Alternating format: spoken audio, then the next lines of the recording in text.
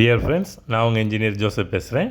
Construction இண்டஸ்ட்ரியில் நடக்கிற failures பெரும்பாலும் எதனால், அதற்கான தீர்வு என்ன அப்படின்றத இந்த வீடியோவில் பார்ப்போம். கடைசி வரை பாருங்கள்.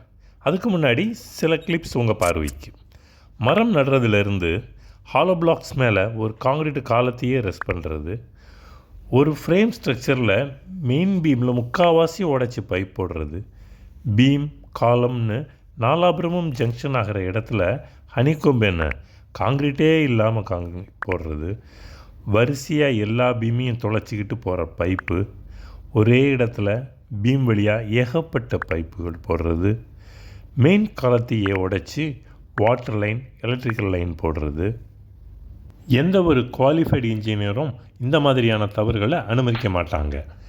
ஒரு கான்ட்ராக்டராகவோ ப்ளம்பராகவோ எலக்ட்ரிஷியனாகவோ ஏன் ஒரு ஆர்கிடெக்டாகவோ நீங்கள் இந்த மாதிரியான ஃபெயிலியருக்கு காரணமாயிட்டீங்கன்னா பொருள் இழப்பு மட்டும் இல்லாமல் உயிரிழப்புகளுக்கும் காரணமாயிடுவீங்க.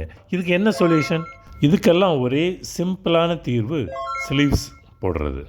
பலரும் தெரிஞ்சு விட்டு விடுற ஒன்று இது. எந்த லெவலில் ஆனாலும் பீம் ஸ்லாப் காலம்னு எல்லா இடத்துலையும் தேவைக்கேற்ப ஸ்லீவ்ஸ் வைக்கிறது எல்லா பிரச்சனைக்கும் தீர்வாக கொடுத்துரும். இது எல்லாத்தையும் விட ரொம்ப முக்கியமானது, ஒர்க்கர் டு ஒர்க்கர் எலக்ட்ரிஷியன் ப்ளம்பர்னு யாராக இருந்தாலும் அண்டர்ஸ்டாண்டிங்காக இருக்க வேண்டியது முக்கியம். எம்இபி சிவில் கோஆர்டினேஷன் முக்கியமாக இருக்கணும். கான்ட்ராக்டருக்கும் இன்ஜினியருக்கும் இடையில் டைரக்ட் கான்டாக்ட் இருக்கணும். ஆர்கிடெக்டுக்கும் இன்ஜினியருக்கும் லெவல் டு லெவல் எல்லா இடத்துலையும் இன்ட்ராக்ஷன் இருக்கணும். அனைத்துக்கும் முக்கியம், எல்லா ஆக்டிவிட்டிலையும் ப்ரீ பிளான்டாக இருக்கணும். இந்த மாதிரி அமைச்சா நல்ல சக்ஸஸ்ஃபுல்லான ப்ரொஃபஷனல் டச் இருக்கிற மாதிரியான நல்ல பில்டிங்கை கட்டலாம்.